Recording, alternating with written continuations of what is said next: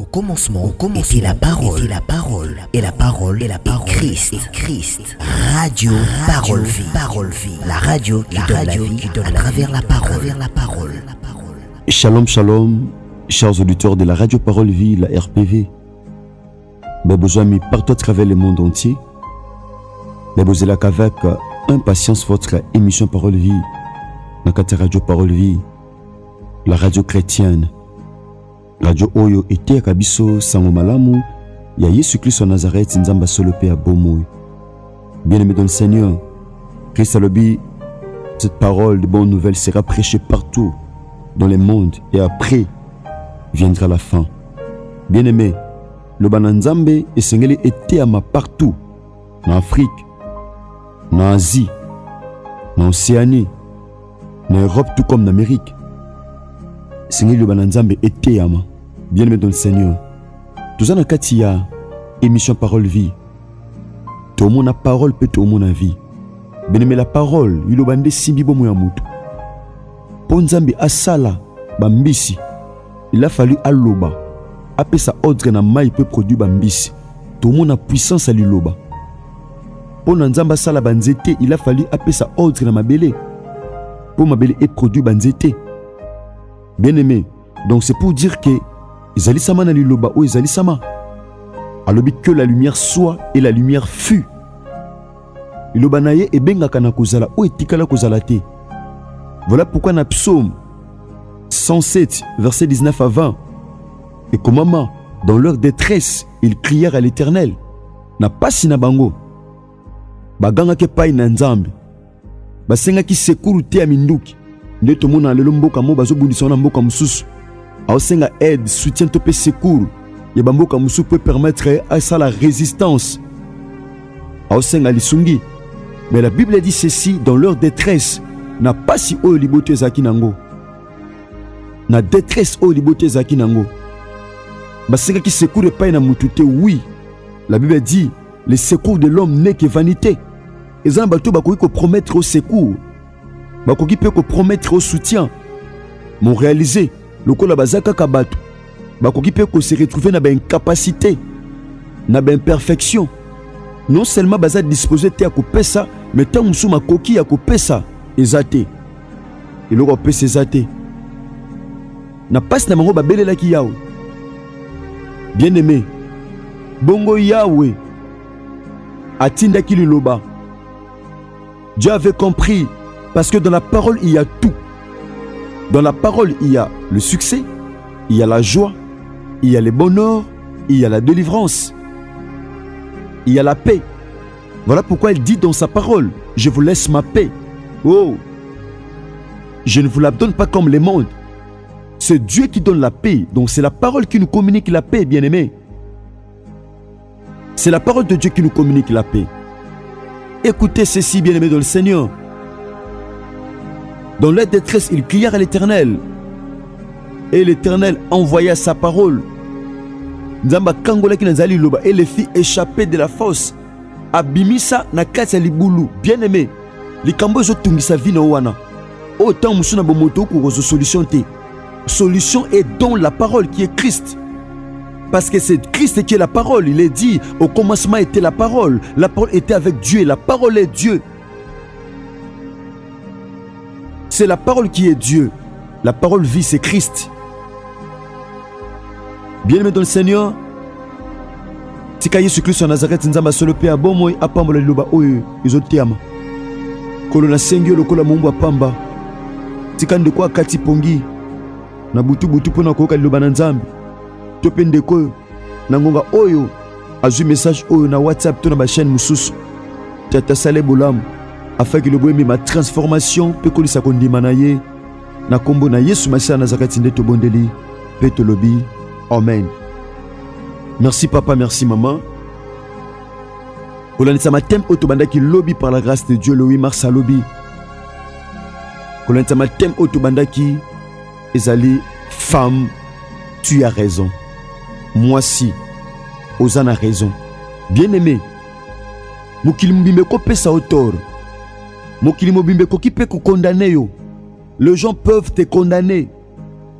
Batu bako loba pe o bako ko loba. parfois bakoyi pe kozokisa motema na yo. Mais ceux qui nzamba pesi yo tort te, tu es dans le bon. Ezana bato ebele ba condamna yo parfois na mabe o sala te. Et memela yo passe na motema ntango mosusu. Ezana bato ebele bien aimé dans le Seigneur. Ba traiter yo de tout sauf rien. Ba loba o bako loba.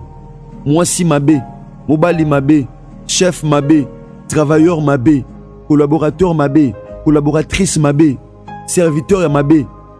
Tout ça, bato baloba tant mususu. Ba pesa au tort. Parce que ba yoka ka mabe no na matoi na bango. Ah na yoka un tel salaboy. Eza bato sou bien aimé. Ba mona te na mabe, mais du fait que ba yoka ba zuli op position. Ya mukili oto obika, eza mukili, ya ba problème. Eza mutu mususu o mona ete une erreur mo songolo, mais du fait que yoka o zuli position mo songolo. Eza bato ba pesa au tort. Mais nzaba tininga nebisa mwasi moko. Et tu as raison. La femme dont je parle, ce n'est pas la femme où elle a ta pagne. Ce n'est pas la femme où elle a ta talon. Ce n'est pas la femme où elle a ta make-up. Ce n'est pas la femme où elle a ta jupe, topénine. Mais c'est la femme qui est l'église. C'est la femme qui est l'épouse du Christ. Eza yo papa, eza nga maman. C'est nous deux. C'est nous qui sommes l'épouse du Christ. Parce que Christ lui-même est l'époux. Il est le chef de l'église. Voilà pourquoi Christ a donné sa pierre, habitué Pierre. Et sur cette pierre, sur cette révélation, sur cette parole, je bâtirai mon église et les portes de séjour des morts ne prévendront point contre elle. Ça, c'est la parole vie. Bien-aimé dans le Seigneur, tu t'as qui dans le livre en Nombre, chapitre 27, tu t'as qui dans le premier verset, il y en a 4 versets. Tu t'as qui comment Basi, Bazaki na kata Israël, 5 filles à Tchelofchad. Tout le monde qui comment et combien Bayaki paye na Moïse na temps d'assignation. Bayaki ko réclamer ba droit na bango parce que na vie nous avons ba droit, nous avons peine ba devoir. Liboso na Nzambe tout comme liboso bato. Ndeko zo luka ba droit, yeba pe ko zana ba devoir. Maman aux a droit et pas na papa, aux a pas devoir et pas na papa. Tout comme papa, aux a droit et pas na maman, aux a pas devoir et pas na maman. Parents, aux a droit et pas devoir et pas na moine. Tout comme pe moine, aux a droit et pas devoir et pas na baboti. C'est comme ça. Bande koyo va comprendre que elles avaient un problème. Il a fallu qu'elle n'ait pas Moïse à Katalikam. Baké pas Moïse. Babi Moïse pesa biso eteni ya boji ya papa. Pamba te. To yebete mibeko pekisi biso to pusana. Mibeko pekisi biso to réclamer. Une femme de foi, une femme azam moto esengela telema a réclamer ba droit na ye. Yango va réclamer ba droit, il faut miyeba. Eza batebele ya bilebi, vous êtes le prince mais vous mourrez comme les esclaves. Oza prince, oza princesse, ozo kufa loko l'esclave. Ozo kufa loko l'esclave. Oko kufa boete ya. Oza na ba droit, oza mwana nzambe. Mukilo tuzo mona eza nzambe mtasalango. Europe eza nzambe, Amérique, Asie, Océanie, Afrique eza nzambe. La Bible souligne très bien que l'or et l'argent appartiennent à Dieu. Il faut réclamer. Tu es le fils du Dieu très haut, la fille du Dieu très haut. Tu dois réclamer. Être en bonne santé, c'est ton droit. Jean Zobanagaïus, na 3 Jean 2. Abi, je souhaite que tu prospères à tous égards, oh, et que tu sois en bonne santé, comme prospère l'état de ton âme. Être en bonne santé, c'est la volonté de Dieu. Prospérer à tous égards, c'est la volonté de Dieu. Avoir une bonne vie, une vie aisée, c'est la volonté de Dieu, chers auditeurs de la radio Parole Vie. Aux annonces de la Christ, Seigneur et Sauveur, m'ont réalisé, tu tombes souvent malade. Obé la maladie, oyo. Obé la oyo. Obé la oyo. Mais bien aimé, aux annonces raison de Pobika. Tu as raison, bien aimé. On a raison.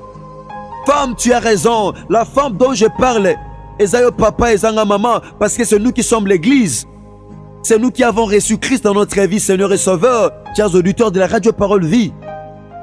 Bien-aimés, Bana Tchelofchad, balobi pona nini komba tata na biso lingé longwa.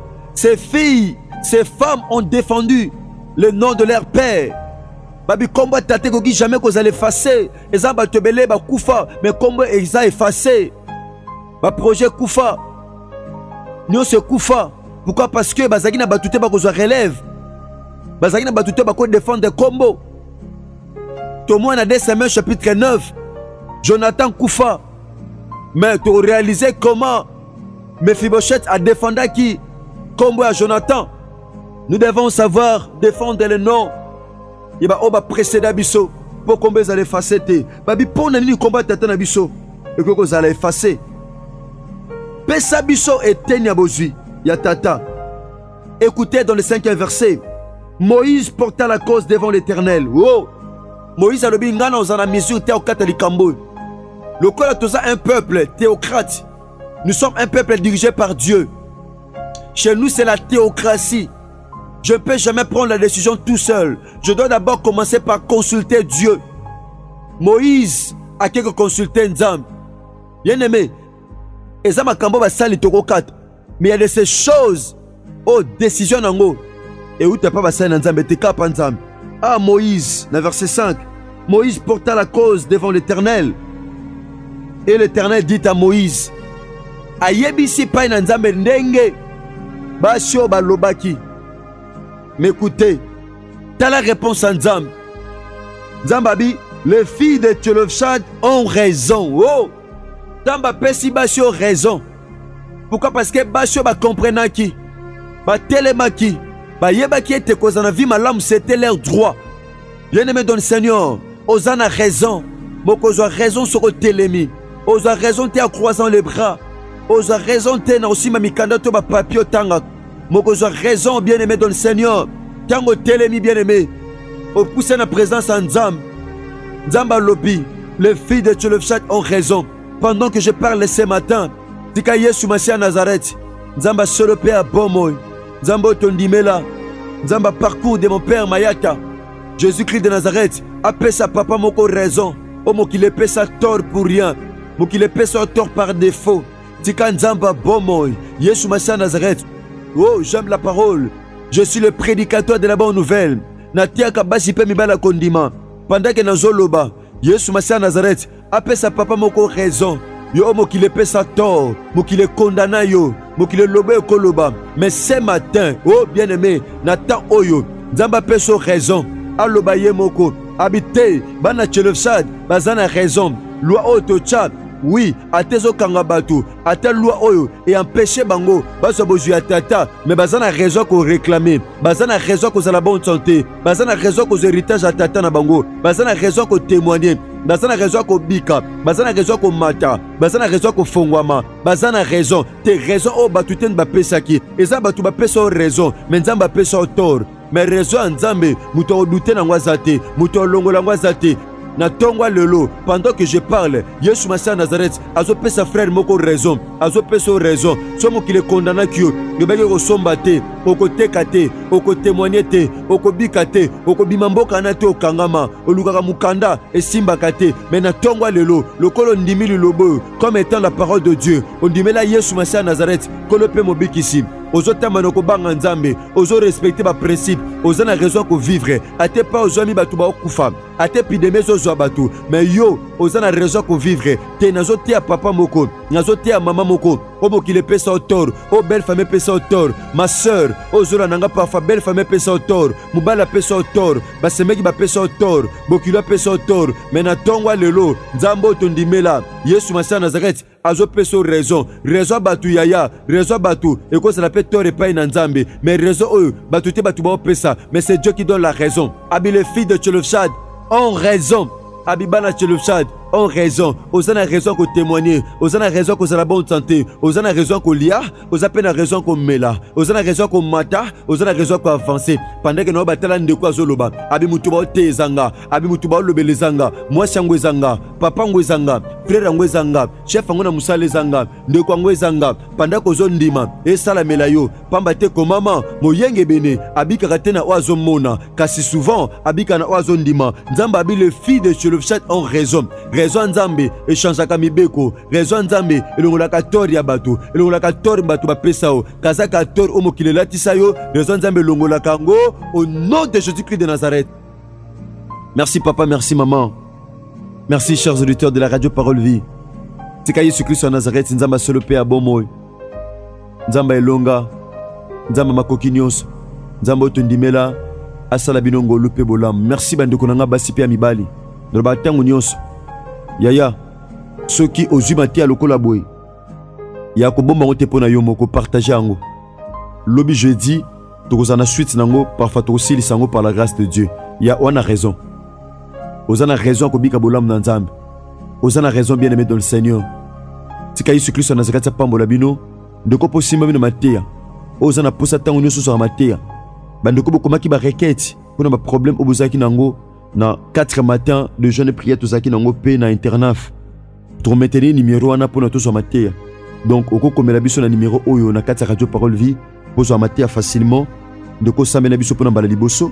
Numéro zali plus 243 89 58 45 235. Bon numéro na biso muso ami balé ezali plus 243 89 75 70 917. Wana okosabiso radio Parole Vie. Merci Nandeko Rice Kangi, Ndeko Rice Kangi RK Pro, Ndeko Bogos Anderson et Longona chaîne de la FATV2 et chiffre 9 TV. Yesu Christ en Nazareth apambola bino soki Christ a maison élité. Tokutani bongo lobby na numéro asika na continuité. Ya thème otobandaki mokolo ya lobby mardi par la grâce de Dieu. Merci, que Dieu vous bénisse. Au commencement était la parole, et la parole est Christ. Radio Parole Vie, la radio qui donne la vie à travers la parole.